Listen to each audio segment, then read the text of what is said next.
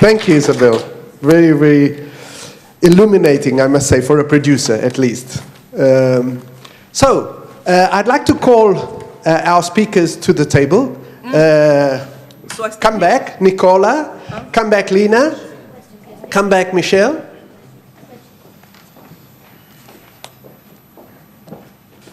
And we open up to questions now. Okay? Everything you wanted to ask, you finally have the possibility of asking. Just please, you can ask a question in Italian or English, just say who you are and what you do. Grazie, in italiano. In italiano va benissimo. Avrei una domanda per Nicola Lusuardi. Io sono uno scrittore per ragazzi di Torino, mi chiamo Giovanni Del Ponte e pubblico una serie che si chiama Gli Invisibili, che era stata pubblicata inizialmente da Sperling e poi da De Agostini. È pubblicata anche in altri 11 paesi.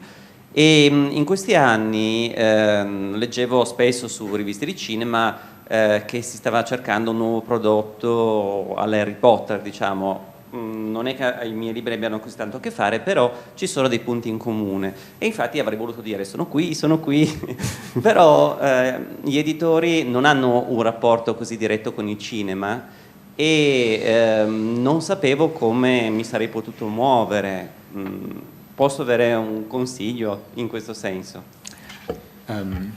Gli editori hanno un rapporto molto diretto con il cinema in realtà, anche se lo negano, perché dalla parte del cinema o della televisione c'è uno scouting continuo di tutto quello che esce. Io non conosco i suoi libri, quindi non posso esprimermi naturalmente in proposito. Certamente il punto è questo, è che siamo talmente in ritardo nello sviluppare progettualità seriali di genere e in generale serialità di alto standing linguistico, che in questo momento lo scouting è prevalentemente mirato a titoli adulti, cioè molto presto secondo me ci sarà uno spazio anche per andare a produrre contenuti di alta qualità, live action o animato? Live action, per arrivare a produrre contenuti di alta qualità, live action originariamente europei e ambiziosi, e se ne sta parlando. Io ho un grossissimo produttore francese che mi ha chiesto un progetto in proposito, però il primo spazio editoriale che si è aperto è quello che punta immediatamente a prendere i 25-45 anni ricchi capaci di pagarsi un abbonamento pay, e quindi arriverà.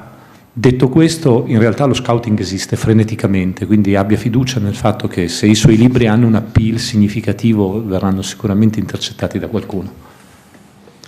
E le raccomando anche di essere qui stasera alle 6, che abbiamo un focus dedicato proprio a children's film, le prospettive per i children's film. Altre domande? Sì. Hi, I'm Daniel McVicker. I'm a director, actor, other stuff too. This is for Michelle. You spoke, it was very interesting, you spoke about empathy in virtual reality, how that is increased greater because you're immersed.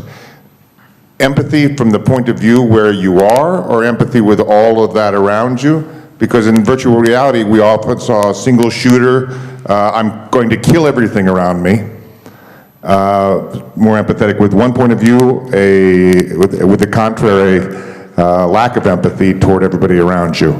What is your, I'd like to, because you work in this, I would like to know what you think.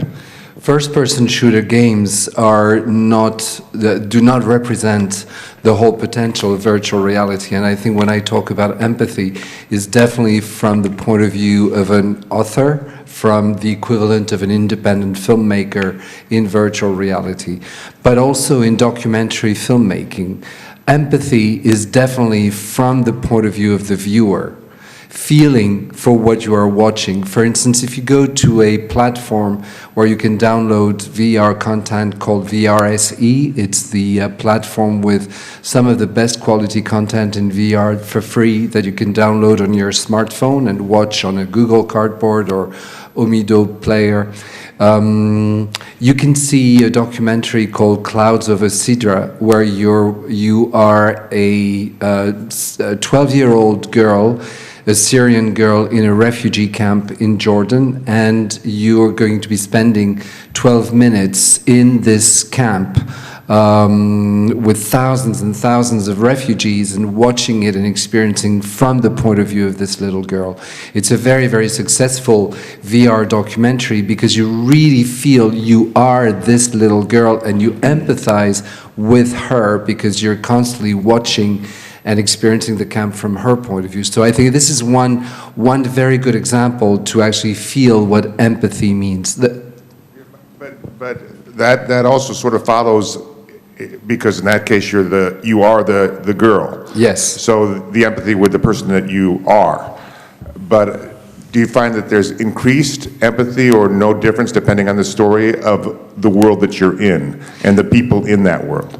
Yes, you mean when you are you in that world, or you're watching. you're the 12-year-old girl, but there's the other people in that world. Is your empathy increased for them, the same, or diminished? Yeah, no, it's definitely increased for them. You definitely are watching it from the point of view that the director has chosen to embody in the piece.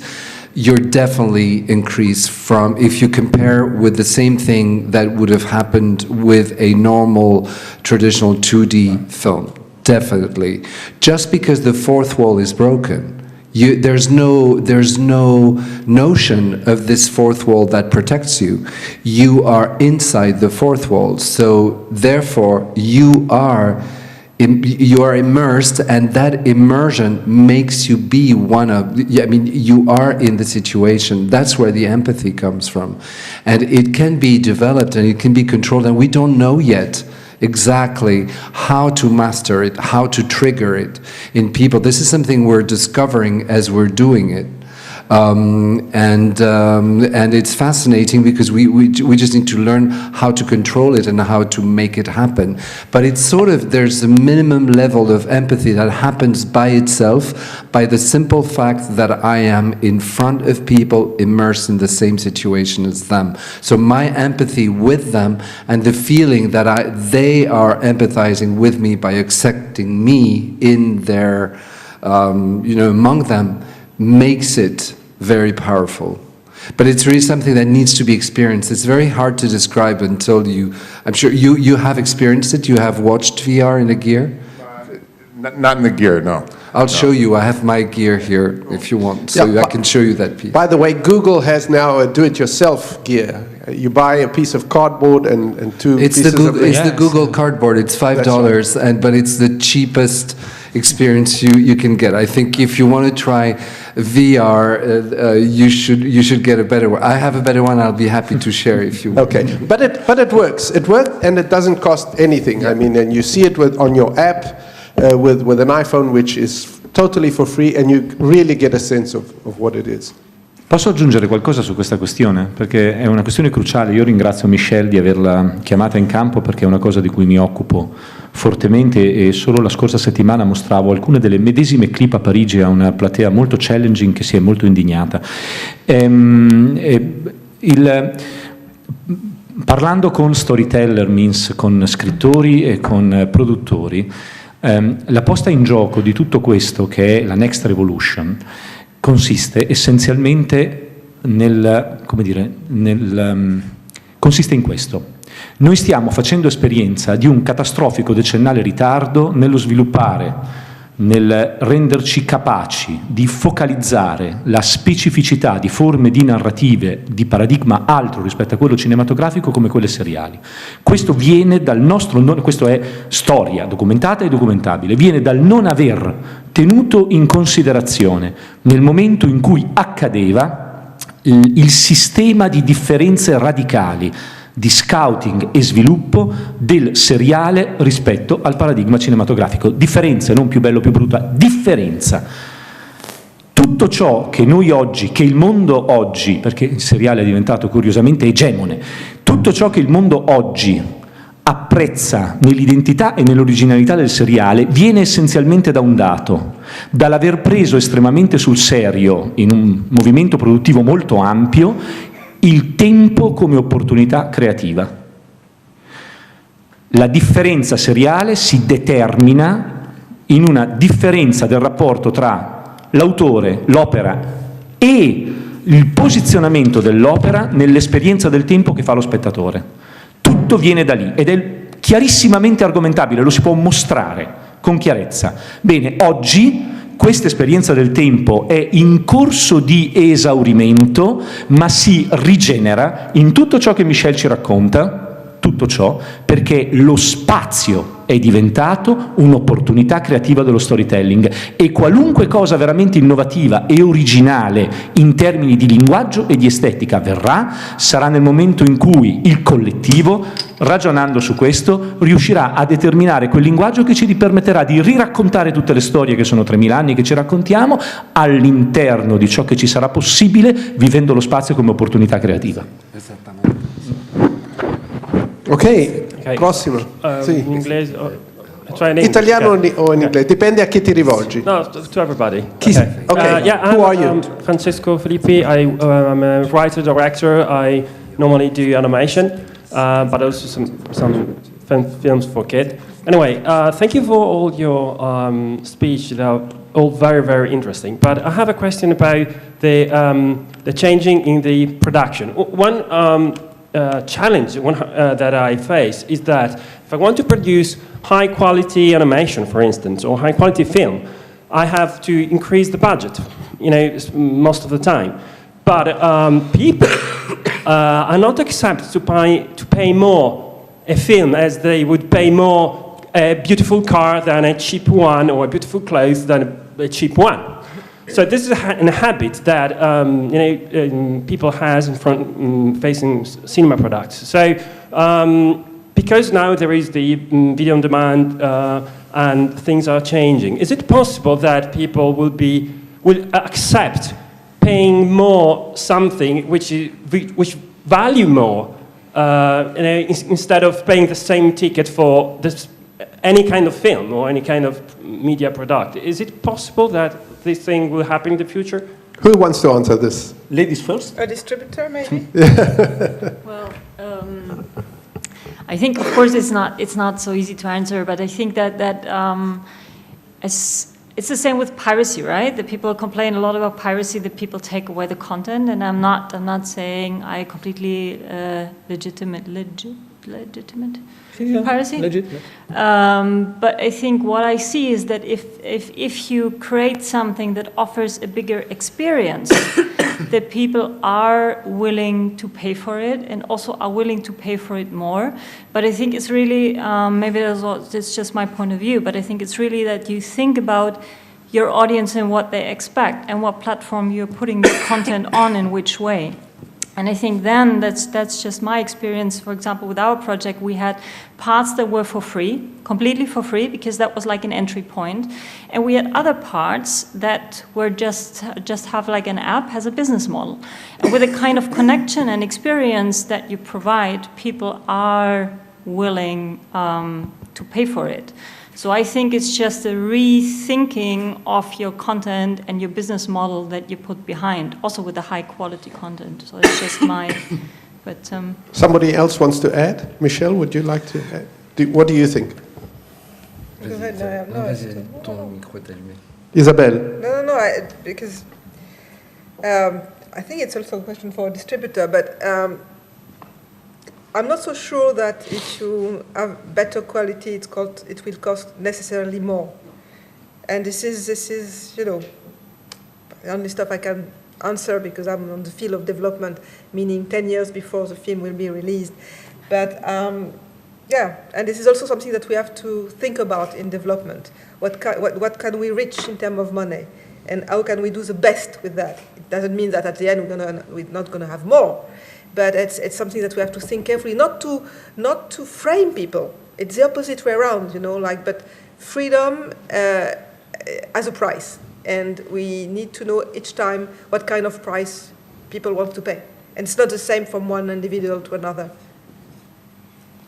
My feeling is that there's, maybe I have a more radical approach to this. I think that cinema and television in general are incredibly conservative industries. And that the problem that we have in cinema and television is that we're trying to hang on to a system which is obsolete. And the revolution that we have to go through is to accept the fact that the economy that we base our work upon is not going to be able to sustain itself the same way forever. The same way that Uber revolutionized the taxi industry and is making fortunes with it on a completely different model. The same way Airbnb is revolutionizing the idea of hosting and is creating a lot of problems for the hotel industry. We are faced with the same thing. I think that we are the equivalent of the hotel industry in the face of the digital age of new ways of considering content. And until we face it, and until we embrace it, and until we understand that the times are changing all the time, we will be in trouble. And I'm really, I mean, it's been 3 years now that I resigned from my job at Arte, where I was head of cinema. So I was immersed in the heart of the traditional way of approaching cinema. I've moved away from it now, and I'm fully focused on new ways of doing things. A new economy, new distribution. In VR, there's no distribution, there's no production, but things are happening like crazy on completely different models. And when I go back in traditional festivals, and then when I meet my friends from my old circles, the traditional film industry, it feels so stuck. It feels very stuck for me. That it's not changing, it's not moving. And we're trying to fight to keep everything as it was, pretending it's going to be like that forever, and it should remain like that forever. It can't remain like that forever. It's an industry that is transforming very quickly. Like Lena said, it comes from the behavior of the audience, the needs we have, the economic models are very different. Why is Netflix so successful? The subscription model is becoming the rule. We are ready to pay for one content if that content is particularly relevant, but we tend to go to a subscription model. So the whole idea of the economy shifting towards more a service-oriented economy than a product economy, like you said, is major. But the cinema industry, the cinema world, is like doing like this. Oh no! I don't want anything to move. I want everything to stay as it was because this is how I know how to do it. This is how I used to make money. So please, don't change anything. Keep it. Keep the public subsidies. Keep everything together. And don't move it. I think it's great that we have a very sophisticated subsidy system, for instance, in France, and we should fight for it and we should keep it. But at the same time, we have to explore other ways, and I don't see the cinema world doing that. And I think that's the problem, personally. Everything already told, I think. Okay, any other questions coming from the room? Yes.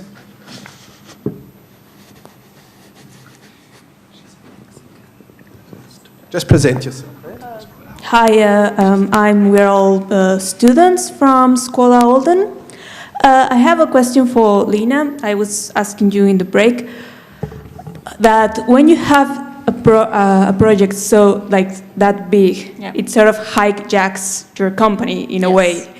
And so could you talk a little about your experience and the energy that's around? Because as Relac was saying, it's a service now, and it's not like a product that you live it, but it's a son, and you will have to see it all through college. And so in what way can you talk about it?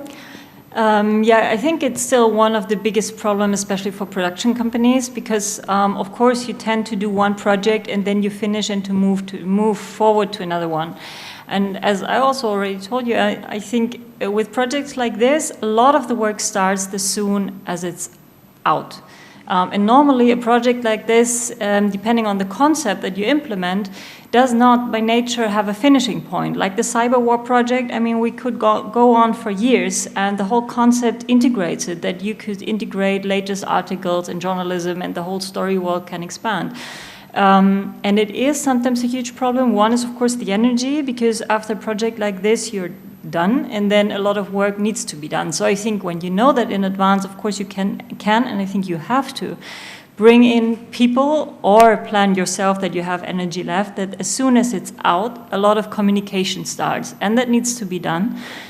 So you need to take that into advance. I think the second thing is that you have to think about the lifespan when it's out there for a project like this. And there are, I think, several strategies. There are strategies that you could look out for partner taking over the project, or as with this, as an IP. At the moment, companies are approaching the documentary production company to create a new formats. So of course then for them it becomes a value because it is set up like an intellectual property.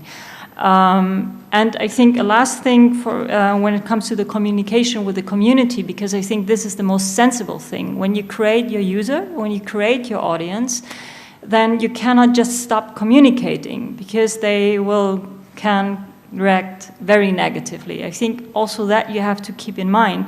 So what you can do is telling them, okay, you have, there is a finish line. So after that, you can find me on this or that platform, but be very open with it. Or you have a communication strategy to a certain goal, but then you know then that the active communication is done.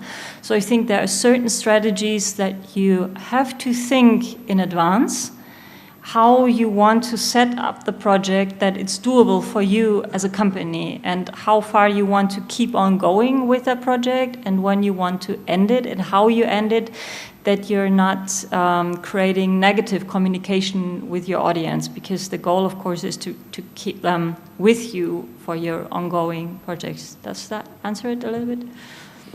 Okay. Good. Other questions?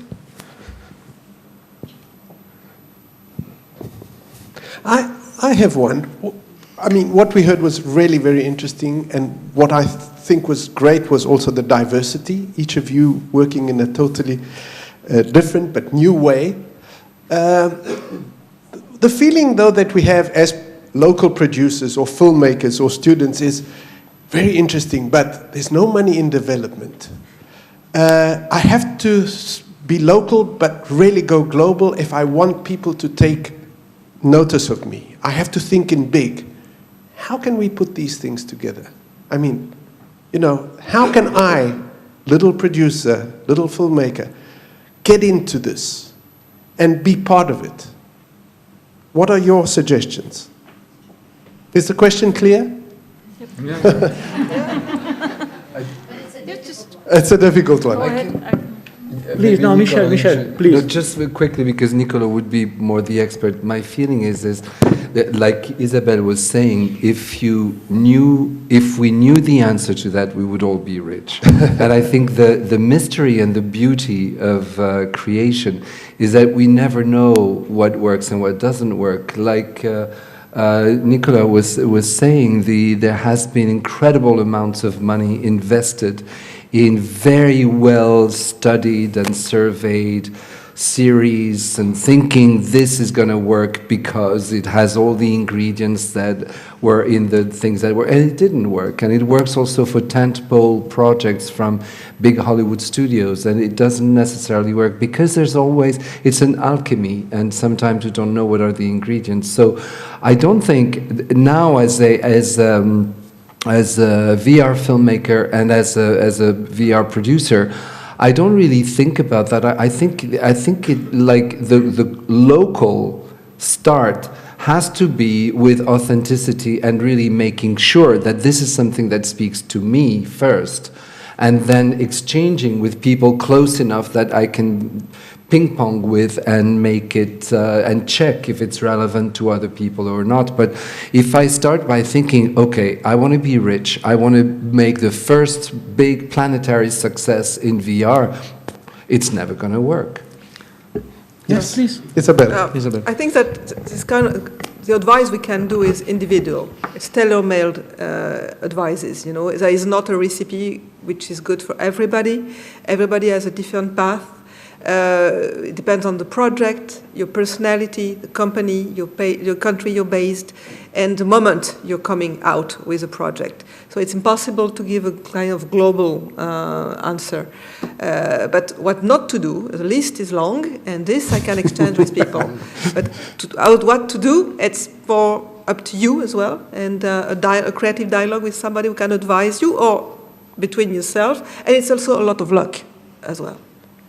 You know, it's like in love. You know, you meet the right person at the right moment when they are both available. It's not falling in love is easy, but falling in love with the right person at the right moment for both is quite complicated. Who can explain that? You know? Not okay, okay. I take the part of the bad guy, and I will be a bit challenging. I work a lot in scouting, a lot. I read a lot of things, and what I can tell you that independently of the fact that you are big or small, that you are from Turin or Lecce, the most part of issue I'm facing are about someone simply not aware of everything we told. That means that you can be small, you can be in a very isolated place, but you have to find a way to be aware of what's happening in the system. That means that everything I told about, think global, try to understand the arena you are going to play the game, means focus on what exactly is, what is about, how do the other makes, and you don't need money to do this. It's totally independent from money. This is 3 pages. Are you able, as a little producer or authors, to write down 3 good pages with a good idea? If you do it, I can assure you that I will find, but everyone can find, the money you need in order to come from these 3 pages to something, a movie, a series, or something. I think that the problem is a cultural problem. In our mind, we are not used to study the arena, to look at what is happening and why. You don't need the money to start the process. You need the money to make the process effective and come to production. And so my challenging, because I am Italian, and so I can't tell it. They can't, because they are from France, from Berlin, from Germany, from everyone. But I work here, and I read. Last year I read 500 project for series. And believe me, the real point is education in terms of how do you make authors and producers educated too, and self-education, be curious. If you have something to tell, if you have a real idea, you can put it in 3 pages and it costs nothing. And if your idea is effective, someone will develop it. Mostly, more than normally people think. Because this side of everything, and I perfectly know how many problems we have in Italy in terms of system. I worked a lot in political issues, and I absolutely know, but on the other side, we need to be challenged as author. And what I meet normally is people simply unaware of what's happening. That's the issue. Start to be aware. Okay, Lina? I want to raise applause. Well, I don't know on what seat I'm here with this, but I think for me, always having my own company and doing my things without having lots of money in the back, I think for me the main thing is I'm a very curious person. So what I'm doing is I'm trying to, a little bit like learning whatever it is, technology, society, I'm online, so I'm absorbing all those things, and I want to try to do my stuff. And it always worked to get it done, because with this being very open to person, to different industry, I moved through the gaming industry, the software industry, I was event manager, I'm teaching at film school, so I am in a lot of industries, and I feel like the biggest problem is the industry keeps sticking to themselves. Because if you have a format and you want to tell something, no matter if it's a VR project or if it's like a classical film or web series, you find partners who are interested as long as, and then I think that's the thing what you said, then it comes from the inside, right? There's kind of thing that you just create what you want to create, and then you can talk to people and also sell it. But that was always my thing, that I feel that people keep on limiting themselves because they stick to their certain industry and they don't see what kind of opportunities are out there. Sometimes it's quite exhausting, yes, but it's also quite a lot of fun. So that's just my point of view. Good. Yes, Isabelle, you wanted to add, and then Michelle. As a French, I would say not everybody has something to say. Yeah, of course. So, because this is a problem in my country, everybody thinks that has something in mind which is very valuable, interesting, artistic, whatever. And then when you have something to say, I would only say work, work, work, and work again. That's it. Of course, be curious, of course, gather, of course, but work. Michel. Can I just add, on top of everything that was said, that my experience is a very humbling one for myself. I've spent 10 years at Arte reading, like Niccolò, I was reading about maybe 400 scripts every year. And my job was to evaluate those scripts and, like Isabelle, say no most of the time because there was no way to produce too many, and every once in a while say yes and co-produce the films.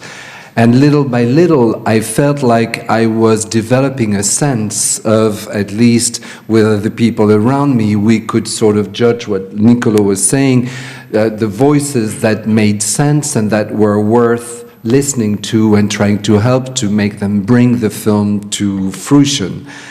And then I decided to give up that job, to be on that side of the fence of being the judge and being the one that says, yes, this is good, this is good, this is bad, to going to the other side of the fence and then trying to write my own stories. And I thought I would learn from my years of reading so many scripts. And when I started writing and when I started developing and working on my own projects, I realized I knew nothing. I knew absolutely nothing, because the criterias, it's one thing I learned, it's one thing to learn to read someone else's writing and apply judgment to that. It's something completely different to formulate a story from scratch, from the inside of your head or the inside of your heart, and make it be worth it. And it was incredibly humbling, and I feel like I'm 14 years old and learning how to do that, and it's incredibly difficult. And all these years where I was on the right side of the fence, being able to judge and make decisions, do not help me at all. It's just incredible how different it is, and it's incredible how much easier it is to pass a judgment on a piece of writing which is existing, and as much as you want to connect with the piece and as much as you want to be emotionally connected and involved, you're not the same way the person who wrote it. And it's incredibly cruel to hear people talk to you about what you've written or what you want to do, because you feel no one understands you, you're all alone, and it's crazy. I never suspected it was that hard to make something materialize in writing in the world, in the process of maybe one day becoming a film. So I just wanted to say, it's also when we judge things, it really depends from what point of view. Writing is one thing, judging is another thing, and the two do not connect. But you're having much more fun now, right? I love it so much more now, yes. so much stronger, yeah. Okay. Lunch. Mangiare. That's a magical word in Italy. So we welcome you all for the lunch here in Torino Film Commission, right? And in the restaurant, and at 3 o'clock sharp, please, we have to be back, because you see timing is very important. We have to be back, and we have another team of speakers. Buon appetito.